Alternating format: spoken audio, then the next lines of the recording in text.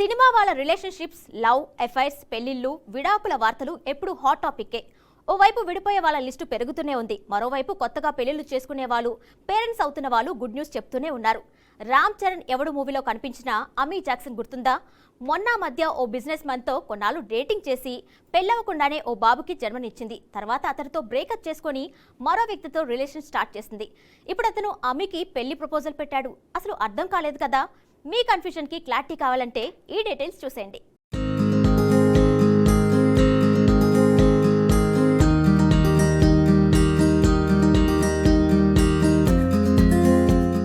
ఇంగ్లాండ్లో పుట్టి పెరిగి బ్రిటిష్ సిటిజన్షిప్ కలిగిన పిల్లి కళ్ల భామ అమీ జాక్సన్ హాలీవుడ్తో పాటుగా తమిళ్, హిందీ, తెలుగు, కన్నడలోనూ మూవీస్ చేసింది. రామ్ చరణ్ ఎవడు మూవీతో టాలీవుడ్ ఎంట్రీ ఇచ్చింది. అయితే ఆ మధ్య జార్జ్ పన్యోటవ్ అనే బిజినెస్ మ్యాన్ తో కొన్నాళ్ల పాటు డేటింగ్ చేసింది. 2019 జనవరి 1న అతగాడు అమీకి పెళ్లి ప్రపోజల్ పెట్టాడు. ఆ తర్వాత అదే ఏడాది సెప్టెంబర్ 19న ఓ బాబుకి జన్మనిచ్చింది అమీ. కట్ చేస్తే కొడుకు పుట్టాక ఇద్దరూ విడిపోయారు.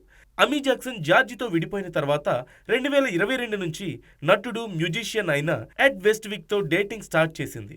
రీసెంట్ గా స్విట్జర్లాండ్ లోని ఒక టాలెస్ట్ బ్రిడ్జ్ మీద ఎడ్ అమీని పెళ్లి చేసుకుంటానని చెప్పగా ఆమె ఓకే చెప్పేసింది. దీంతో అక్కడే వీరి ఎంగేజ్మెంట్ కూడా అయిపోయింది. ఇక ఈ పిక్స్ ఇప్పుడు నెట్టింట వైరల్ గా మారుతున్నాయి. శృతి హాసన్, కియారా అద్వానీ, సోఫీ చౌదరి, అతియా శెట్టి లాంటి సెలబ్రిటీలందరూ అమీకి కంగ్రాట్స్ చెప్తున్నారు. అరుణ్ విజయ్ హీరోగా ఏఎల్ విజయ్ డైరెక్ట్ చేసిన మిషన్ చాప్టర్ 1 మూవీలో కనిపించింది అమీ. మొన్న సంక్రాంతికి రిలీజ్ అయిన ఈ సినిమా కోలీవుడ్లో పాజిటివ్ టాక్ తెచ్చుకుంది.